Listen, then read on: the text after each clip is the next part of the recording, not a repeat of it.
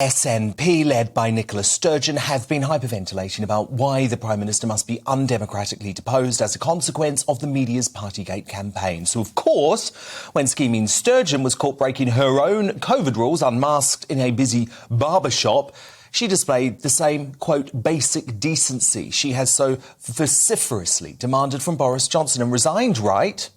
Wrong. Her barefaced COVID hypocrisy has been exposed as she passed off her transgression of the ludicrous mask laws she inflicted on Scots as inadvertent and escaped a police fine. Now, as you all know, I actually don't believe anyone should be fined or lose their job for breaking inhumane COVID laws. But how can SNP figures like Westminster leader Ian Blackford make holier-than-thou statements like this attacking Boris while still defending their dear leader? The Prime Minister has broken the very laws he wrote.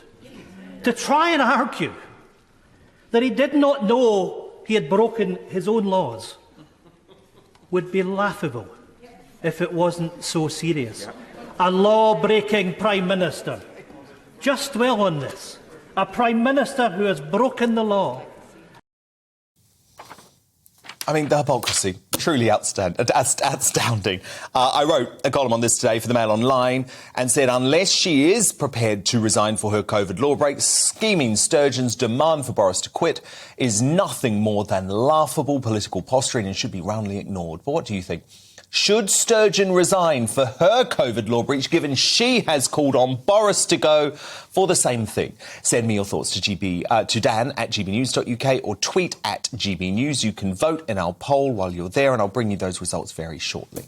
But first, giving their view on this tonight, political writer and anti-lockdown pundit, he happens to be Scottish as well, James Melville, the human rights campaigner Peter Tatchell, and the political commentator Suzanne Evans. So, Suzanne, look, as I say, I would not want anyone to have to go for such a minor breach of the rules. But the point is, Sturgeon has said quite clearly it doesn't matter how small the law breach is. If you're responsible for making the laws, if you break just one of them, you're out. You've got to resign. So surely she has to follow her own advice.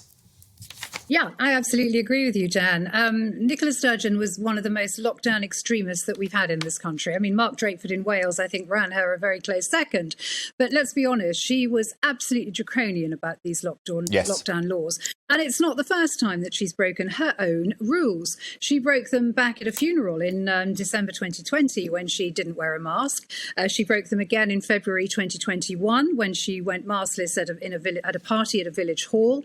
And now this particular breach. Now, I totally agree with you. I think masks are absolutely useless. They don't work to prevent the spread of COVID. It was a pointless law. It was a law that should never have been introduced in any country of the UK.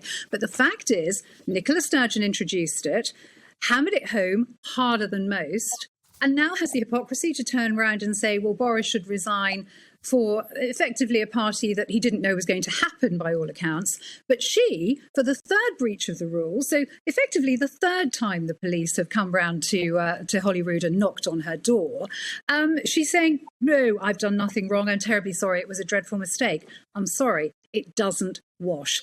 If you're going to live by a political rule that says I will attack my opponents for any little mistake that they make and demand their resignation, I'm afraid you should also fall by that same rule. Yeah, I mean, Peter Tatchell, when Margaret Ferrier, the SNP MP, who travelled by train between Scotland and London, even though she had tested positive for COVID, after that happened, Sturgeon went up to a pulpit in Scotland and said, trust me, it's one of the easiest things in the world in politics to call for tough consequences when one of your own opponents break the rules. That's not hard for any of us. The litmus test, though, is whether you're prepared to do the same when it's one of your own breaking the rules. Well, absolutely. Lawbreakers are not supposed to be lawmakers, or vice versa. Yeah, but Sturgeon's broken this law. Must obey the laws that they have made. I do think, however, that although Nicola Sturgeon is wrong, and she did very promptly apologise, she didn't try to cover up like Boris Johnson did. She did make a fulsome apology very swiftly and immediately. I think that's different from Boris, because Boris tried for weeks and weeks to deny there'd been any law breaking. he tried to cover up. He misled Parliament. He misled MPs. He said all along that the full guidance, the law had been followed. He gave absolute cast iron assurances. So I do think that, I'm not going to say whether anybody should resign on this particular point, but I do think that it is really important that those who make the law must not break the law. Well, James Melville, if they do, they must apologise promptly and not try to cover up as Boris Johnson did. But James Melville, we only have this apology from Nicola Sturgeon because she was caught. Let's just be real about this. She's clearly walking around Scotland all the time without a mask while muzzling her population. It just feels wrong. Yeah, it's gross hypocrisy. But it's not just her. I mean, it's whataboutery, and I'm doing whataboutery right now. It's so many politicians in so many contexts have broken the rules that they themselves set. It was even happening at COP, where Nicola Sturgeon was with Kate Middleton, and she was not wearing a mask then. Macron and Trudeau have been examples where they've not been wearing masks. But the biggest thing is not about apologies per se about breaking the rules. That's wrong, while everyone else is locking down and adhering to rules whether they believe in them or not. What they should be doing is a bigger apology, not about avoidance of their own rules, but apologising to everyone for putting us through those rules in the first place. Yeah. I totally agree with that. But Suzanne Evans, all I want is fairness across the board. And if Sturgeon believes that any leader should resign no matter how small the indiscretion, then she should be put under pressure to resign. It's not that I believe she should resign, because I don't think Boris Johnson should resign. I just want her to deliver to the standards that she is trying to set to the Tories. Yeah, how utopian of you, Dan, to want fairness across the board. As you know, that never happens in politics. No, I mean, here we have not. Boris Johnson fined a measly £60. Nicola Sturgeon apparently not going to be fined anything at all. I recall there were two teenagers who were fined £2,000 for having a snowball fight back in that first lockdown. I mean, that's not fair. And I think, I'm afraid it is true, isn't it, that we see some of the great and the good who made these laws getting off with a mere slap on the wrist when other people have actually been fined very punitively. I think every single COVID fine that's ever been levied should be, frankly, wiped clean, erased. People should get their money back. These laws were stupid. We're now seeing the devastating impact of lockdowns on cancer deaths, on the NHS waiting list, on suicides, on all manner of issues that really drive home just how dangerous they actually were. It was a mess. And like I was listening earlier to your programme when Dawn Neeson said what she wants is an apology for inflicting any of these laws in the first place, and an absolute guarantee that this never happens again. And that's what I want to. am there for that. But what this is about, Peter Tatchell, is the idea that no matter how small the law is, someone should lose their entire career. And that's what I disagree with, because, Peter Tatchell, surely you wouldn't be saying if a politician were to break the speeding limit, they should lose their job. And in theory, that is a law that they have enacted. There has to be a sense of perspective here, doesn't there? Oh, absolutely. I don't think small and minor breaches of law is a grounds for any politician to lose their job. It should only be reserved for very serious cases.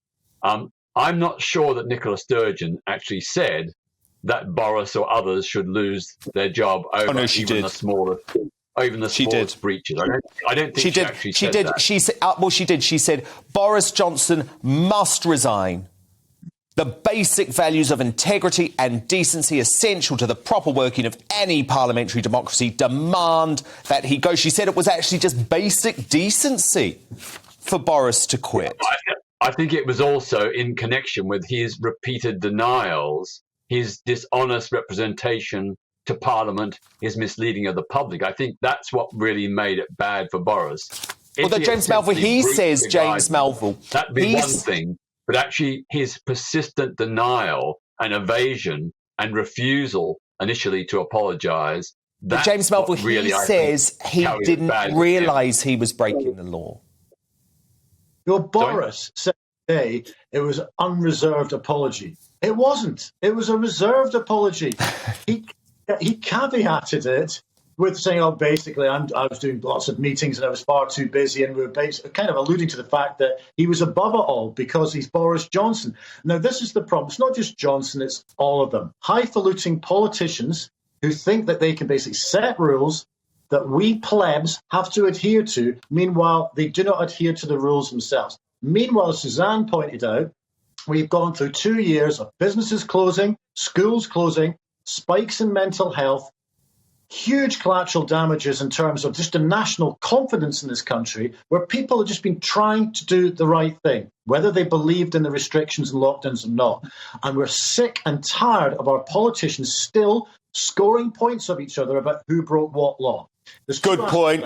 Perfect point to end on, because I completely agree with you. That was the political writer and pundit James Melville, the human rights campaigner Peter Tatchell, and political commentator Suzanne Evans. So who do you agree with? Well, Debbie on Twitter says, if Boris resigns, then she should resign. The least Police Scotland should do is give her a fine. But here she is once again getting away with it. You can't have one rule for Boris and another for her. From Lee on Twitter, I voted no because this tit-for-tat playground stuff is pathetic. The rules should never have been allowed in the first place. And Jack says if she is being hypocritical enough to say Boris should go over Partygate, she should also resign for breaking her ridiculous rules. And 85% of you actually agree that Sturgeon should quit simply because she urged the PM to go. This is an issue of hypocrisy. 15% of you say she should stay in post.